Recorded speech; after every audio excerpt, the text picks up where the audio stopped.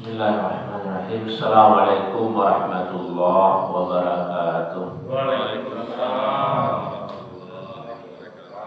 Alhamdulillahirabbil alamin. Alhamdulillahilladzi ahyana ba'da ma amatana wa ilaihi nusyur. Asyhadu an la ilaha illallah wahdahu la syarika lah wa asyhadu anna Muhammadan abduhu wa rasuluh.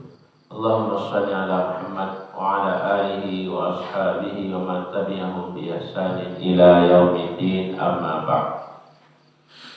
Rahimakumullah. Kita lanjutkan tafsir surat Al-Kautsar. A'udzu billahi minasyaitonir rajim. Bismillahirrahmanirrahim. Inna a'tainakal kautsar fashalli li rabbika wanhar. Inna syani'aka huwal abtar. Sesungguhnya kami telah berikan kepada engkau wahai Muhammad Al-Kautsar nikmat yang banyak. Fashalli li rabbika wanhar. Maka laksanakanlah salat karena Tuhanmu dan berkurbanlah sebagai ibadah untuk mendekatkan dirimu kepada Allah. Inna syani'aka huwal abtar. Sesungguhnya orang-orang yang bencimu dialah yang terputus dari rahmat Allah Subhanahu wa ta'ala. Ya, ayat ini sangat terkenal 2 minggu yang lewat karena ayat terkait dengan kurban. Inna a'taina kal kautsar. Sesungguhnya kami telah berikan kepada nikmat yang banyak. Dalam ayat ini Allah menegaskan kami telah berikan nikmat yang banyak kepada engkau wahai Muhammad. Nikmat Allah kepada manusia itu ada yang diterima manusia sebelum dia ada yang diterima oleh manusia di saat dia hidup, ada pula yang diterima setelah dia wafat. Contoh, pemberian Allah kepada kita, semua kebutuhan kita itu sudah disiapkan oleh Allah sebelum kita ada.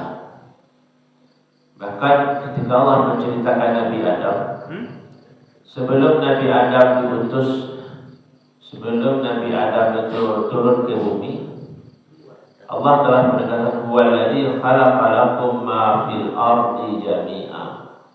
Kami telah menciptakan untuk kamu semua yang ada di bumi. Sebelum manusia ada, ya tumbuh-tumbuhan, makanan, air untuk diminum, semuanya sudah ada di bumi. Sebelum Adam dan Siti Hawa itu turun. Ini kan nikmat Allah kepada manusia sebelum manusia itu ada. Ya, dan bumi ini sudah lengkap, semua fasilitas disediakan oleh Allah sebelum bumi ini dihuni oleh manusia. Demikian juga pribadi kita masing-masing. Sudah ada nikmat yang menanti kita sejak sebelum kita lahir. Kemudian nikmat yang setelah kita hidup menjalani kehidupan seperti hari ini, nikmat kesehatan. Ada waktu kita untuk beribadah, nikmat keimanan. Dan nikmat itu kadang terasa kalau nikmat itu sudah hilang dari diri kita. Orang yang sakit, dia sangat mengimpikan bagaimana dia dapat kesehatan yang baik. Orang yang tidak mendapat punya keluarga, ya mungkin orang yang tidak punya keturunan, melihat orang yang banyak keluarganya belum ada keluarganya, dia ingin mendapatkan nikmat seperti itu. Termasuk mendapatkan nikmat, mendapatkan hidayah dari Allah, bisa beribadah, bisa bersedekah, bisa berinfak. Orang yang tidak punya sama sekali juga berkeinginan seperti itu. Jadi ini nikmat diberikan oleh Allah selama kita hidup. Kemudian setelah kita wafat, ya karena kita telah mendapatkan nikmat karunia dari Allah Subhanahu wa ta'ala. Contoh, setelah kita hidup ternyata anak cucu kita menjadi orang baik, kita tetap mendapatkan pahala.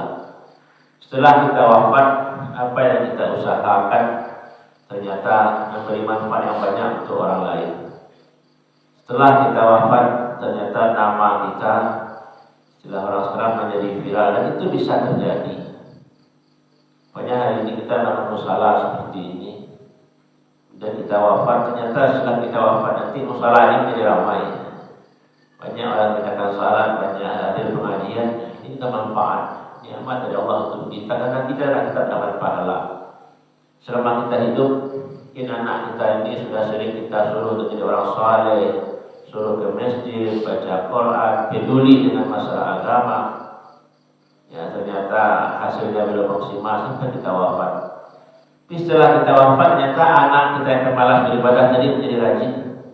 Anak kita yang selama ini hanya sibuk dengan dunia, aktiviti saja dipikirkannya, tidak pernah terpikir untuk beribadah, tidak pernah terpikir untuk melaksanakan ajaran agama. Tapi setelahnya wafat, ternyata dia menjadi orang yang sangat saleh, rajin sholat 5 waktu, sebelum masuk waktu sholat dia sudah hadir ke masjid. Jadi saat itu kita yang sudah wafat, kita mendapat nikmat dari Allah, karena setiap ibadah anak-anak kita, orang-orang kita yang orang-orang yang kita dulu terlibat mendidik yang menjadi orang baik, tetap mendapatkan pahala. Jadi kita nikmat kita terima dari Allah tidak hanya selama kita hidup, sebelum kita lahir, itu kita hidup, demikian juga setelah kita meninggal. Seperti kita salat tadi umpamanya, ulama-ulama seperti Imam Syafi'i, Imam Maliki yang menentukan ini rukun salat, ini syarat salat, ini sunat salat, mereka tetap mendapatkan pahala karena mereka yang mengajari kita cara-cara seperti itu. Kita berdoa, berzikir ketika tahajud, selesai salat. Yang Imam Bukhari yang telah wafat 1000 tahun yang sudah, Bukhari, Muslim, Abu Dawud tetap mendapatkan pahala. Karena ulama-ulama itulah yang menuliskan hadis, cara salat, cara puasa, cara haji, apa doa-doa yang akan kita baca. Tadi Imam Bukhari, Imam Muslim yang menuliskannya. Berarti nikmat atau pahala yang mereka dapatkan itu sangat besar. Dan ketika mereka hidup, barangkali mereka tidak tahu. Karena nama mereka itu kan sebut-sebut sampai di Sago. Jadi para ulama. Yang lebih dekatnya Buya Hamka. Buya Hamka sudah 40 tahun beliau wafat. Di bukunya saya diulang-ulang orang juga ceramah-ceramahnya, apalagi kemajuan teknologi hari ini. Ya, kalau sudah ada video ceramah Buya Hamka yang lama-lama diputar kembali, sehingga banyak manfaatnya. Jadi ilmu yang diberkahi, jasa kita yang abadi, diabadikan oleh Allah, adalah bagian dari nikmat Allah yang sangat banyak. Jadi ketika dulu kita menafsirkan Alhamdulillahirabbil alamin, segala puji bagi Allah Tuhan semesta alam. Karena pujian kita kepada Allah itu tidak pernah cukup, tidak pernah lengkap, selalu kurang. Karena kadang kita sendiri juga tidak menyadari betapa besarnya nikmat Allah kepada kita.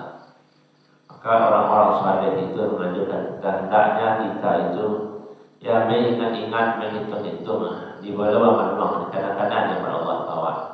Dulu kondisi saya seperti ini, alhamdulillah sekarang sudah membaik. Dulu saya miskin, sekarang kaya.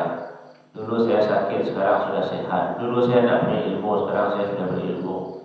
Dulu saya kesepian, sendirian, sekarang saya sudah bersama, ada keluarga, ada anak. Jadi kita harus menghitung-hitung dan menyadari nikmat Allah kepada kita.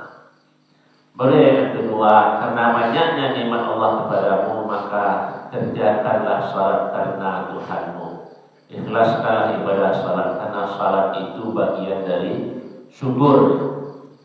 Ketika Nabi Muhammad dilihat oleh Aisyah salat di malam hari, telah tahajud sampai bengkak kakinya, ya, karena telah berat melaksanakan salat malam.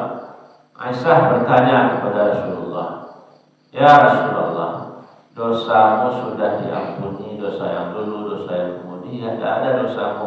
Tapi kenapa beribadah ya, dengan begini berat dan susah?"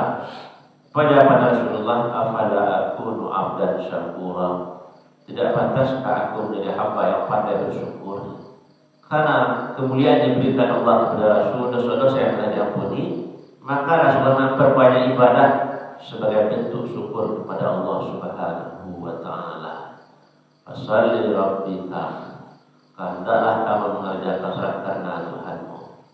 Kemudian wanhar, maka berkorbanlah ya kepada Allah Subhanahu wa taala. Dalam tafsir lebih serius tentang ayat ini, maksudnya memang korban kemarin. Ya, 2 minggu yang lewat korban. Tapi dalam makna yang lebih luas, maka bersedekahlah, berinfaklah di jalan Allah Subhanahu wa taala. karena nikmat Allah kepada kamu itu tidak terhitung sangat banyak. Dan Allah berjanjikan la in syakartum la azidannakum. Kalau kamu bersyukur, akan ditambah oleh Allah. Kausar kan selalu ditambah oleh Allah menjadi lebih banyak. Yang kadang kita tidak tahu kapan akhir nikmat Allah itu kepada kita. Jadi bersyukur itu membuka pintu rezeki yang tiada akhir. Yang di bawah yang terakhir, inna syani'aka huwal abtar. Semuanya orang yang benci kepada orang Muhammad, mereka itu akan terputus dari rahmat Allah. Karena setiap orang baik pasti ada saja orang yang tidak nyaman dengan orang itu. Rasulullah sebelum jadi Nabi dan Rasul, orang kafir Quraisy sangat mencintai Nabi, hormat kepada Nabi, dijuluki Al-Amin, orang kepercayaan. Masuk Abu Jahal sangat sayang pada Nabi Muhammad karena dia anak pamannya, dia orang baik, orang terpuji di kota Mekah. Keponakan Boma, bangga sekali Abu Jahal. Tapi setelah Rasulullah menegakkan dakwah, setelah Rasulullah menampakkan keimanannya, baru orang Mekah itu terbagi dua. Mayoritas malah membenci Nabi. Inna syani'aka, ini orang-orang yang membenci kau hai Muhammad. Karena seperti itu pula kita dalam hidup.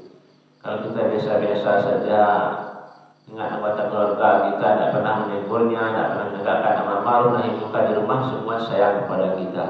Tapi saat kita menegakkan amar ma'ruf nahi munkar, kita mencegah dia berbuat keburukan, kita menyuruh dia berbuat baik, kita mulai kesal.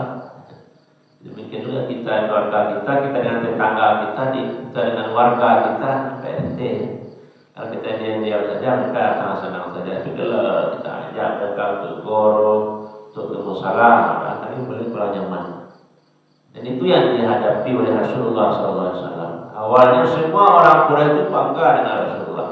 Tapi di saat Rasulullah menegakkan amar ma'ruf nahi munkar, mulai muncul masalahnya. Ini resiko, ini ujian bagi setiap orang yang mengajak kepada kebaikan.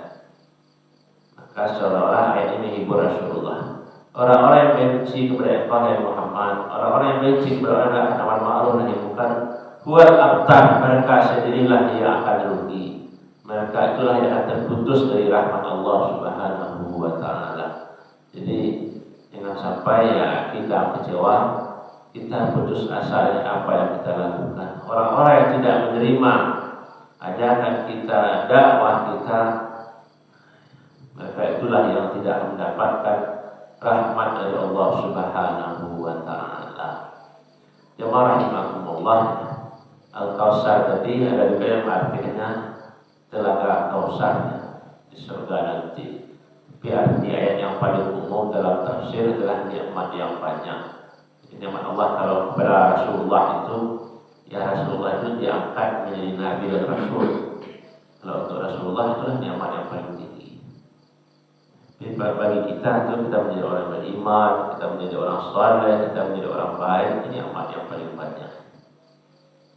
Salli li rabbika wanhar, maka kerjakanlah salat karena Tuhanmu, berkorbanlah untuk Allah, berkorbanlah dari jalan Allah. Kemudian orang-orang yang benci kepadamu, orang-orang yang tidak suka dengan dakwah yang kamu lakukan, itulah orang-orang yang akan terputus dari rahmat Allah Subhanahu wa taala.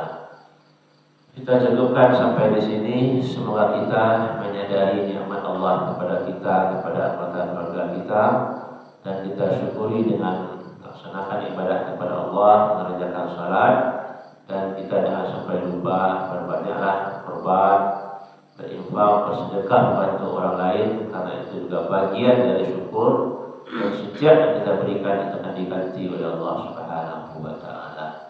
Yang terakhir, orang-orang yang tidak suka kepada Nabi Muhammad akan terputus dari rahmat Allah. Demikian juga orang-orang yang tidak suka kebaikan yang kita lakukan, dakwah yang kita tegakkan, mereka itu akan terputus. Jangan menjadikan kita sempit hati, jangan menjadikan kita putus asa. Tugas kita menyampaikan, mengajak, menasihati semaksimal mungkin. Semoga apa yang kita sampaikan diberkahi oleh Allah Subhanahu wa taala, dan dari waktu ke waktu ketaatan kita kepada Allah hendaknya bertambah. Amin amin ya rabbal alamin. Billahi taufiq wal hidayah. Assalamualaikum warahmatullahi wabarakatuh. Waalaikumsalam.